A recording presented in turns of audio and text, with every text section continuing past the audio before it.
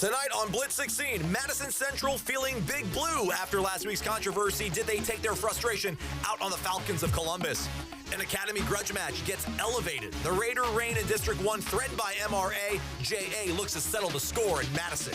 And football royalty in town for the Sonic Game of the Week. Oak Grove and Brett Favre hook 'em up at the Lou versus Brandon. But which quarterback could lead the new generation? Friday night just got serious. Tell them. Us on the play will bring up a fourth down. Live from the 16 WAPT studio. It's Friday night. And this is Blitz 16. Ray, yes sir, start it, man. You got it, brother. She's your queen to be, a queen to live forever. It's on you, baby. Yeah, man. Vikings. Clinton, Damon Stamps with the sack right there. Clinton defense would hold tight on the next series. They force a punt, but Madison Central fakes it. Warren Central fakes it. Gideon Pierce, though, goes Apache, jumps on it for Clinton. The Arrows in a giving mood, however. Long developing slant. Kyler Johnson finds the open read, and off we go, but this is more like a good neighbor, not good hands. Another fumble. Let's go to the fourth now. Desperation mode for Clinton, down 17-7. Look what happens when you take 5 steps and you let it fly, folks. Johnson with a deep post to Rashad Mosley. Good. Clinton goes hurry up, but nothing doing. Warren Central, hey man, they're legit. They go on to win this one 17-7. Now, Ray and myself, we cover the games, but let's all play one tonight. Take a sip of the Dr. Pepper you bought from Sonic using the money you store at Bank Plus every time you hear the name Brett Favre tonight. But brush your teeth before going to bed, or else you might get a cavity. Ray? Maybe. And in case you didn't hear, folks, Brett Favre was in town tonight. He turned down a chance to play for the St. Louis Rams just to be a part of our Sonic Game of the Week. Pretty cool, huh? In the midst of Favre mania, believe it or not, there was a game played as Oak Grove Warriors and the Brandon Bulldogs. Mike Perchick has more from Strickland Field. It's one of the most highly anticipated games of the season as Oak Grove travels to Brandon to take on the Bulldogs. Do the Bulldogs take a bite out of the Warriors, or do the Warriors come out to play? Not sure you heard that Brett Favre guy? Yeah, he's the offensive coordinator for Oak Grove, but it's Brandon who strikes first. Gardner Minshew setting up the screen to running back Arthur Turner, who goes, now you see me, now you don't. Breaking tackles, eluding defenders, finding an open crease before cruising down the sideline, diving over the goal line, and it's the Dogs who bark first. Warrior ball in the red zone. QB Kirk McCarty motioned to the sideline as if something's wrong, but the direct snap goes to running back Donald Winding, who takes it in. Halloween coming early tonight. Warriors pull off the trick, rewarded with the treat. Knotted up at 7. Brandon ball, it's Minshew about to go down, dumps it off to Darian Tillis. Kids, don't try this at home. He grabs the low toss and somehow, someway finds a crease, pulling his best MC Hammer impression, can't touch this, before finally being corralled at the 2. He then gets to finish what he started, 14-7 Dogs. Late first half, it's senior running back Devin Wilson and Earl Campbell clone barreling his way in, Brandon extending their lead. Jump to the second half, now 28-10 Brandon. It's Josh Stowers this time, putting the game out of reach on the 11-yard scamper, 35-10 Brandon.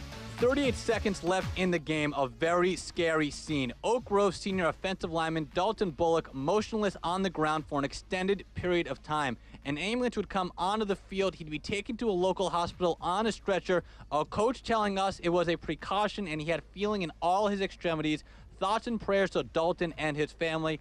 Obviously paling in comparison to Bullock's health, but Brandon would go on to win 42-23. Again, it goes back to playing with great effort, and I thought our guys played with great effort again tonight.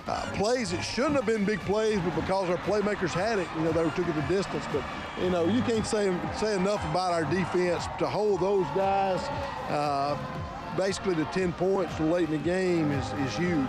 2 weeks ago, you guys have your first lick of the season, a huge win tonight. What does this do for your confidence? I mean, we were never really lacking confidence, but I mean, this is a huge game for us. I'm about to break. It's been quite a week for Brett Favre. I spoke to him after the game for a quick interview. His answer was, I'm freezing my butt off here. Not sure he's in game shape. And Oak Grove looks like they may have taken the week out too. A big win by the Bulldog, knocking off the top-ranked Warriors. From Brandon, Mike Perchick, Blitz 16. I don't know, man. Maybe Favre might want to play for the Rams after that one. Who knows? Brandon's starting to roll again, folks. They hand Oak Grove's first loss of the season, 42-23. Both teams now 8-1 on the year. That's just a joke. Favre's not going back, folks. Let's move over to the big boys of the MAIS. Rivals collided on the gridiron tonight. Madison Ridgeland Academy hosting Jackson Academy. Pair of 6-2 teams entering tonight's game. Second quarter, MRA trailing 16-6, but on the move, Caleb Schufeld tosses the quick screen to Zach McGraw. Number 4 follows good blocking for a first down. Now let's get the ground game going. Clint Moses takes the handoff. Somebody's been in the gym muscling his way for another first down. Hey, keep matriculating the ball down the field, boys. That would lead to this. Moses parts the red and blue blocking, scores from 5 yards out. Patriots cut the lead to 3 points before recess. Jackson Academy getting it done on the ground as well. Score was 16-13. Jay with the ground and pound mode, led by Duncan Maxwell, blazing down the sideline. Nobody's catching 27. The TD and extra point makes it 23-13 Raiders. Coach Sykes like, we need a big stop, man. On the next drive for MRA, Schufeld needs 4 yards on 4th down, and it's Danny's boy, Hayes Walker with the big-time stop. Jackson Academy wins on the road by a final of 30-20. All right, let's keep it classy. Let's keep it in Madison County. Canton taking on undefeated Callaway, 9-0. Canton down 14-0 when Lady Luck shows up. Keontae Brown drops back. Ball's knocked loose. Should have been a fumble, but the refs call it incomplete pass. So with new life, Brown breaks a tackle, rolls out, and finds Elijah Wright. That's a gain of 32 yards. That would set the table for Canton's Felix Morment. Takes the handoff, gets the momentum his way, up the middle, touchdown Tigers. They go for 2, so it's 14-8 Callaway. Later, TJ Washington picked off by Hercule Bolden. Then Keontae Brown, Dabrowski Bates with the handoff. That's going to set up 4th down now. Canton's Felix Morment, you heard from him earlier, gets to the end of the pylon. That's a touchdown. Canton goes up with the extra point, 15-14, and that's all you need to win a game. They beat Callaway 15-14. Now, nothing in this life is perfect, especially officiating. Still smarting from last week's heartbreak. Madison ready to rage against the machine. Jags versus Columbus coming up next. He wasn't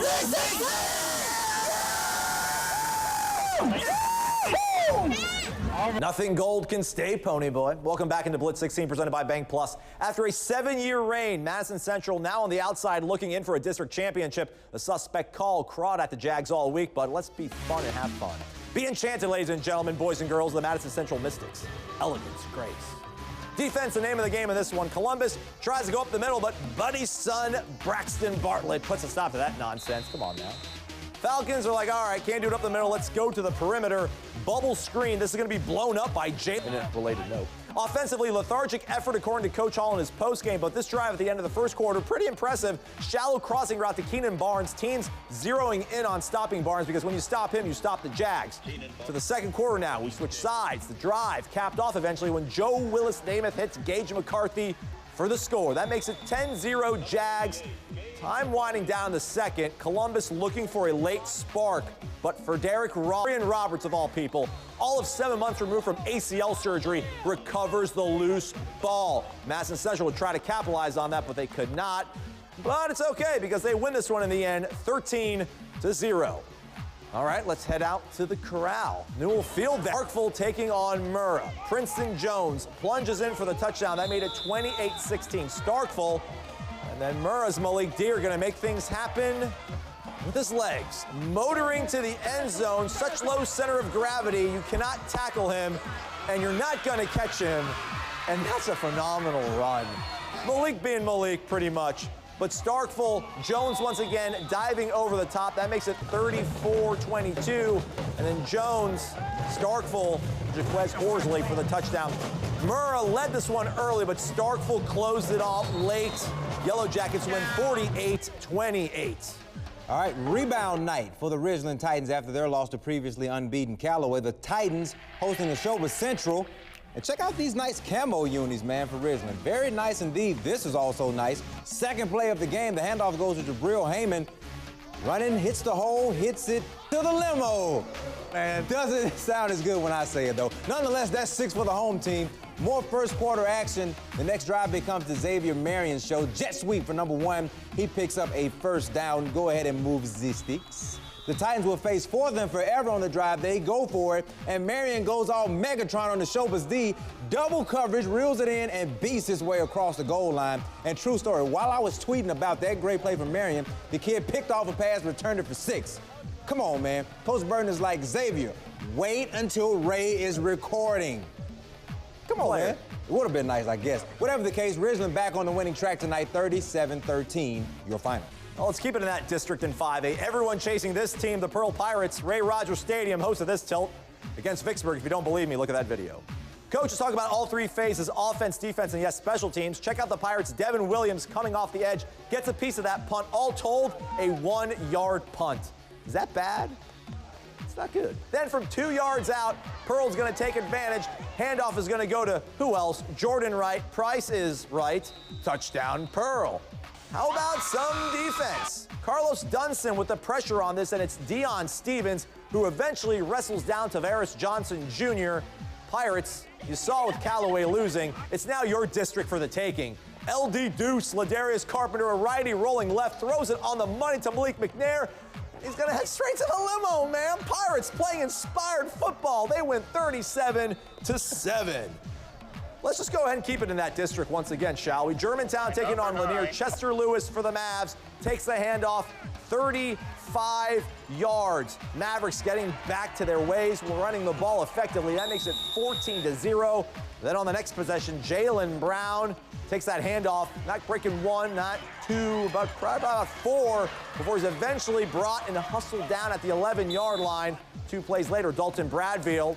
He's going to get the glory on that one. Makes it 21-0.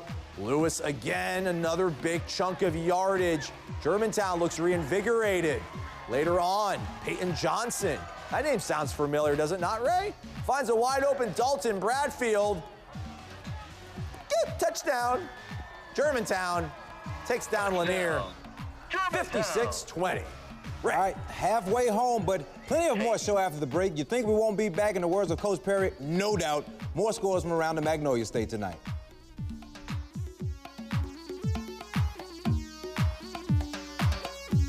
WAPT and Bang Plus congratulate Tri-County Academy Junior running back Ryan Cawthorn, selected as the Blitz 16, 24 carries, 311 yards, and 4 touchdowns. Congratulations, Ryan Cawthorn.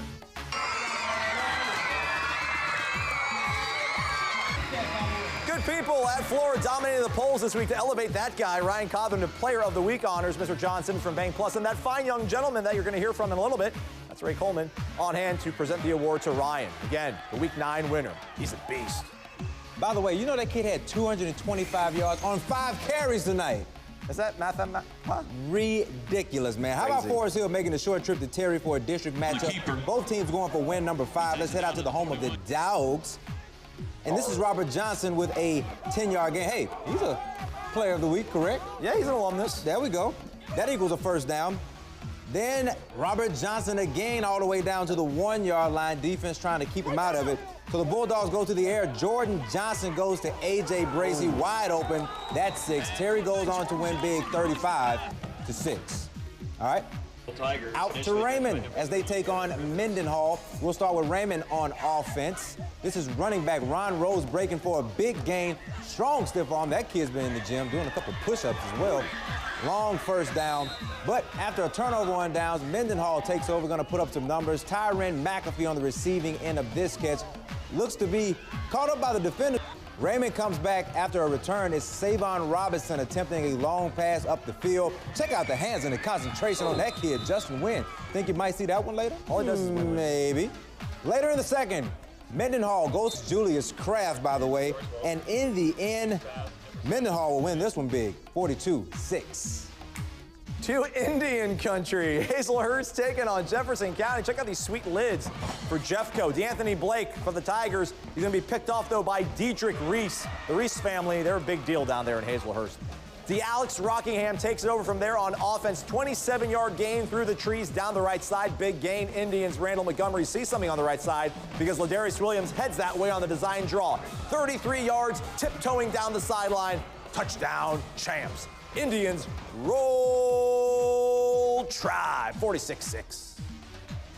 Week 2 on the warpath.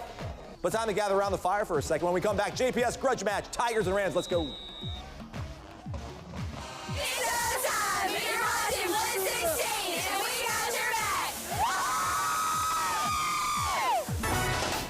Welcome back, folks. We want you to vote for the player of the week. That's great music, by the way. Love it. Fantastic. The finalists will be announced Sunday at 5:30 p.m. in the Sportscast. Voting opens immediately afterwards.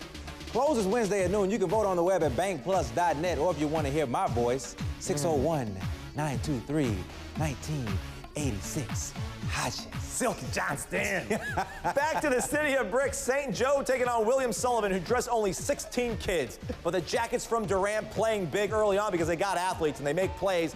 The ball would be knocked loose here, but the Jackets recover, yet ultimately have to punt the ball. Now, in the subsequent possession, it's going to be Robert Hamill going Luke Skywalker. Maybe more like ground and pound. 34-yard gain puts the Bruins in business. Alliteration, I love it. Bruins in business, makes my day. St. Joe's going to run the same play, but to the opposite direction. The toss, though, goes awry, and the Jackets pounce on it at the 1-yard line, which sounds like good news, but when you're in the shadow of your own end zone, not so much. Hamill refuses to come up empty-handed. Very next play, he and Chuck Dorian team up for the safety. Walk like an Egyptian. The rules of football dictate that the Joe get the ball back after the safety. Chris Haneke, a fan of this legislation, as is Gahari Harrison. Fingertips. From close quarters, they go Super Bowl 20, Bears, Patriots. Give it to the refrigerator. Whew. Mason Fridge dives in, makes it 9-0. Bruins cruise 40-6. All right, JPS full battle. Let's talk about it. Over at Hughes Field, Provine versus Jim Hill. No playoffs for these teams, but still plenty of action and pride on the line. Provine gets started early here with Cameron Bolton, and he is going to send an absolute rocket to the end zone to Josiah Moore. Rocket time. That's 6 points. Jim Hill gets the ball looking to, I guess, return the favor on the other end, change the odds, if you will. Quarterback Justin Tidwell of the Jackson Tidwells puts one over the top to Marquise Newsome after being stopped. Turnover. Provine gets the ball back, and they're going to break it for a long rushing gain. And then we're going to head over to receiver Robert Griffin. The third? The third? No, just it can't be a third. Anyway, looks like he's going to return that thing for a score. And in the end, Provine wins big, 32-0. All right, we'll step aside one last time to return us to high five plays, man. Keep it locked on the Blitz. Buenos dias, hermanos y hermanas. Bank Plus. Mas y palabra. Oh, promise. What? High five place time, bilingual edition. Ray, start us off. Man, I don't even know what it's. Number 5 on the list comes from the upset special of the night.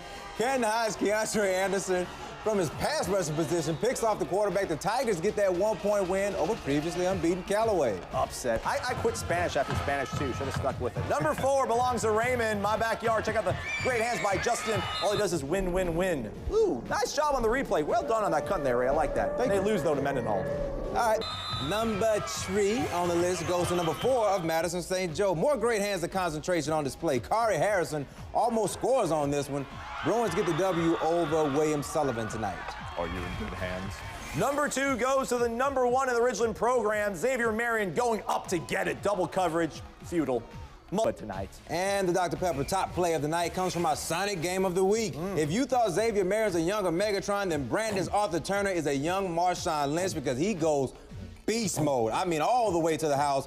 Brandon hands Oak Grove and Brett Favre. Oh, Favre? First loss of the season. Take a sip of that delicious Dr. Pepper. A look to the not-so-distant future SEC Saturday. State already in the clubhouse. Forgot to put the final score in there. They won 28-22 last night. Homecoming in Oxford. Ole Miss brings in Idaho to Vaught Hemingway at 6:30. USM back at home. They'll face North Texas. Oh, a little bit. Come on. It was passion, No, man. not even. I'm going to go down there. You're all going to win. I don't know. In the swag, JSU back on the grind. Prairie View A&M. Meanwhile, Alcorn takes on Southern at 5:30. All right, we're gonna put all this stuff into a nice little bucket on the internet. You can enjoy it. That's Ray. I'm Aslan. Thanks so much for joining us. We'll see you next week.